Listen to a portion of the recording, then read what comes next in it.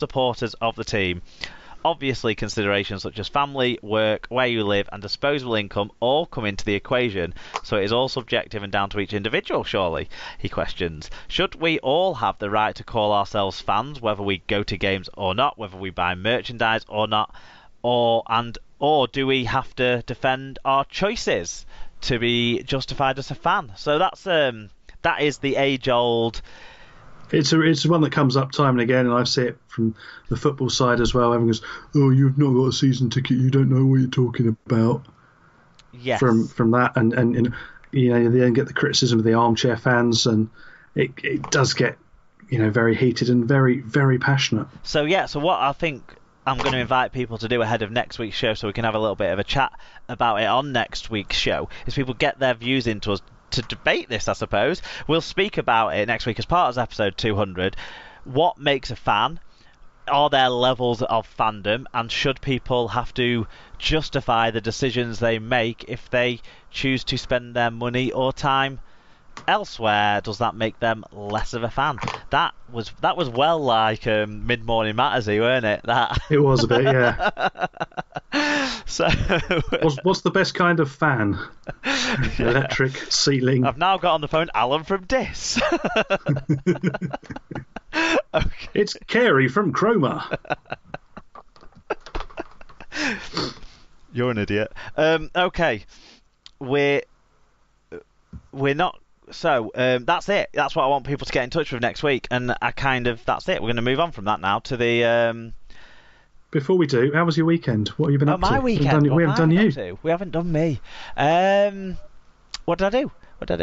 Went to the rugby Friday, obviously. My mum's been away in America. We spoke about this last week, I think, when I wished her happy birthday, or 2 weeks ago. 2 weeks ago, when I wished her happy birthday. So I went to see her. She made the wonderful decision to buy me and Emma a really nice gift from an artisan kind of shop that she went in near where my sister lived. They do like their own vinegars and dressings and oils and that sort of thing. So of course my mum, in her infinite wisdom, bought two people who have no taste at all for nuts and do not buy anything nut related. I'm borderline think I might be allergic to nuts, but not in a serious way, and Emma just doesn't like them. She bought us pistachio oil. So yeah, that's okay. That was great, but we're grateful, of course. That so you're now looking for pistachio oil recipes. So another thing, if anyone's got a pistachio oil recipe, if anyone wants a nice artisan bottle of pistachio oil that I'm reassured is incredibly nice, then get in touch with the chef. But yeah, thanks to my mum for that.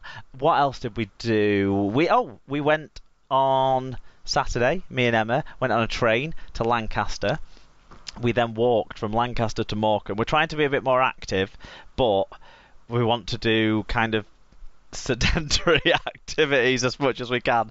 You've got to have something that rewards you for doing it, haven't you? So we want to walk on flat ground, basically. So we're choosing to walk around on disused railways, canal towpaths, that sort of stuff for a while, rather than going up to the lakes and going up hills and really pushing ourselves as we're trying to get back into some sort of shape.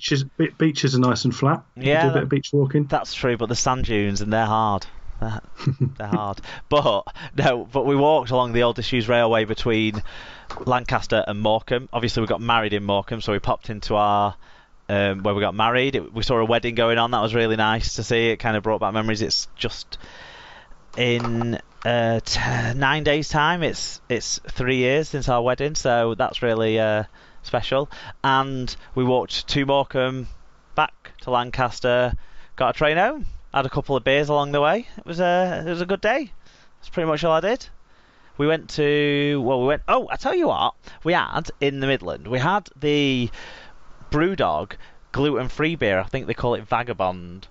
Right, yeah. And not for any dietary reasons, but just to give it a whirl. And do you know what Brewdog do? They do a really good non-alcoholic beer and a really good gluten-free beer. They're really nice. They're like their normal beers. So if anyone does have any, wants to drink beer but doesn't want to get drunk, or wants to drink beer but has a gluten intolerance, check those out. an early SLP recommends early in the episode there, because I've not done one for like 3 weeks, have I? So let's. I believe Brewdog are expanding their branches as well, their pubs, and they're looking to build a few more, including one in Hull. I saw this week. Right, okay. Good. Well, we certainly know they keep the people of Toronto well stocked during Wolfpack games, don't we? So yeah. So yeah, that's me. That's me done. Right, we're going to move on now, Tim, to news around the world from Rugby League, which is going to be dominated by the vote that happened last Friday to change the structure of Super League. So let's get to it.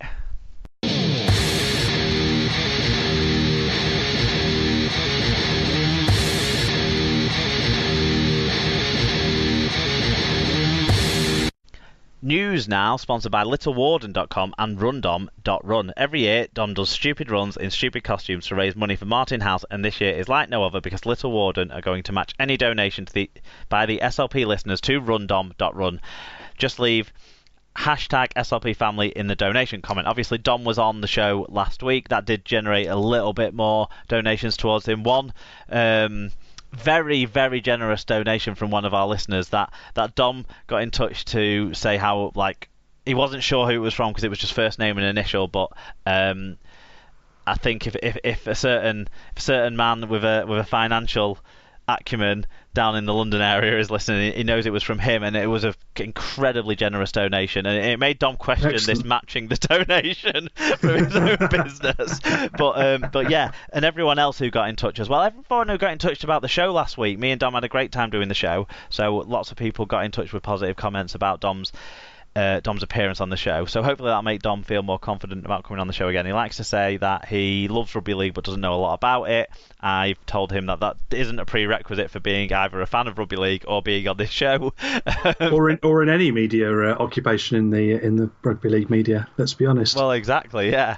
But anyway, yeah. So that was fantastic, and thanks to people continuing to support Dom's charity effort. It was a good show. I did enjoy that one. Walking around to and from work last week. Okay, now let's get on to it, Tim. Rugby league clubs have voted by a 2/3 majority to scrap the Super 8s and return to a conventional promotion and relegation system from 2019.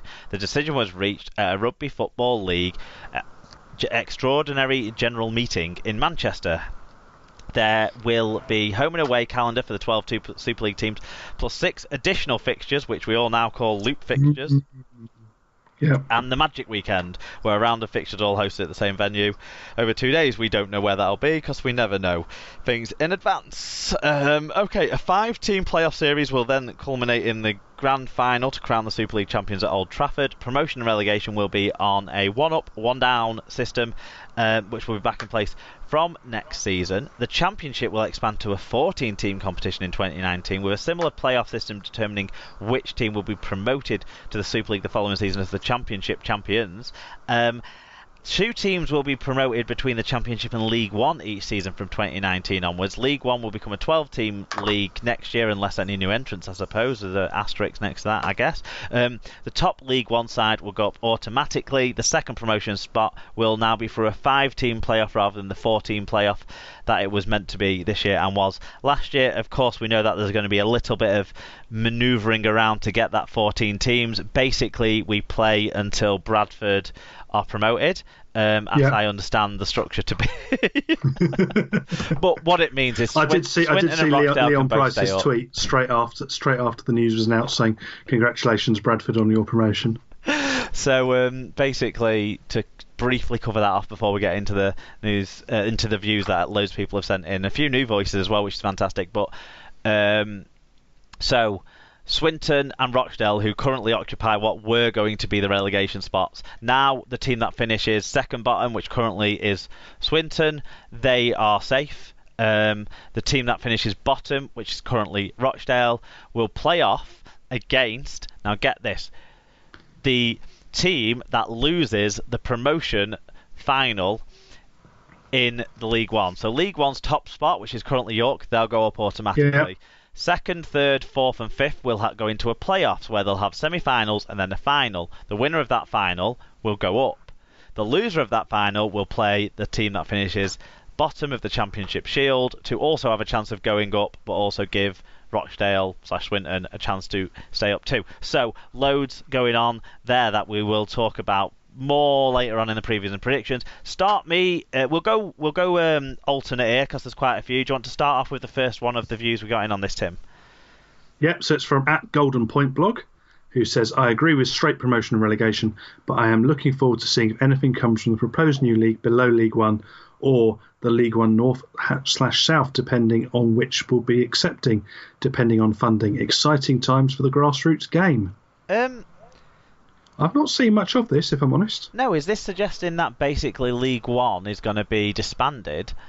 And or it's going to be split into two amateur competitions, one North and one South, that feed in?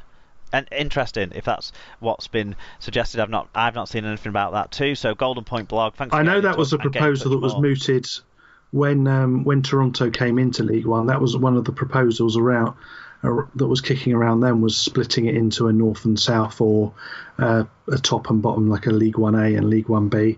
But the clubs decided that they didn't want that they wanted to earn expansion through conventional methods and come up the hard way, and didn't want to do that. So I thought that idea had kind of been buried a couple of years ago, but who knows? Who knows in rugby league? Okay, Carsten said, still too many meaningless games, but the playoffs look good. Yes. One up and one down is not enough.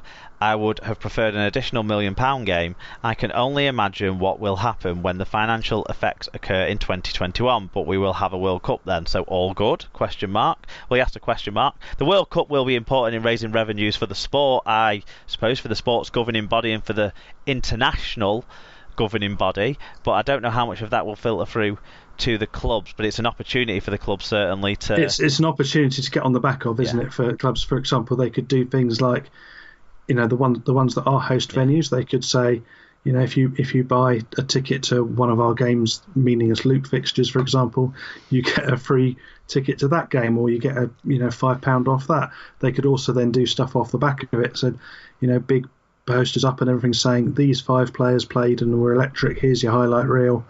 Thank you very much. This is what they did in the World Cup. Why not come and see them for 20 quid off for the rest of the year? Of course, the new TV deal will be signed off before the 2021 World Cup, you would hope. And hopefully we've got sold out stadiums to plug to them, but who knows if tickets will be on sale long enough in advance for that to happen. Do you want to tell us what our good friend Dr. Bob said? Yep, so Dr. Bob Phillips said the playoffs are back to a confusing mixture that's impossible to describe without records to a beer mat and a Cruet set. Yo-Yo Super League might also be around unless we find enough in the Championship to make the team that bounces up able to stay. And I don't get the 6+1 extra games. No clue. All fun ahead. I think that's brought out a really point that why do we make things so blooming complicated? Well, the 5-team Super League playoff structure was the first Super League playoff structure we had, and I found it easy to follow, enjoyable, because there's a little bit of what happens there, but at the same time it's only going to be over a short period of time, and you only have to remember like 1 week ahead. So I don't have a problem with the 5-team playoff, and I think it kind of gets to build excitement towards Old Trafford rather than at the moment we're waiting for a semi-final. It's the Yo-Yo Super League point that I think is more interesting out of this, because what I would say, right, is what I would say is the loop fixtures or repeat fixtures or whatever, I don't remember them being snooker loopy fixtures. I don't remember those being a huge problem for fans 10 years ago. I remember when we had the 2 years where the Magic Weekend came in, when we had the repeat fixture situation, the league made a nonsensical decision to have some of the teams that were already going to play each other a third time play each other a fourth time at Magic Weekend. That was farcical, but that was to try and drum up interest in Magic Weekend and stuff. We can come up with a way to avoid that, so you don't play any team more than 3 times in the regular season. Then that's fine by me on that basis. But yeah, the biggest problem and the biggest reason we moved away from the league structure last time was not fucking loop fixtures. So people who keep saying it across the board, people keep saying they failed before. They did not fail before. What failed before was the fact that we couldn't keep consistently having teams that could come up and stay up. The only team that did was Hull Kingston Rovers. All the other teams didn't. And only when we went to the 14-team league was that basically to mean that Widnes, Salford and Castleford, who couldn't decide who wanted to stay in the league and who wanted to drop out of the league, could all be in the league together because they were all too good for the league below but not good enough for the Super League at the time. It gave them a chance to build and become good enough for Super League. Unfortunately, we went through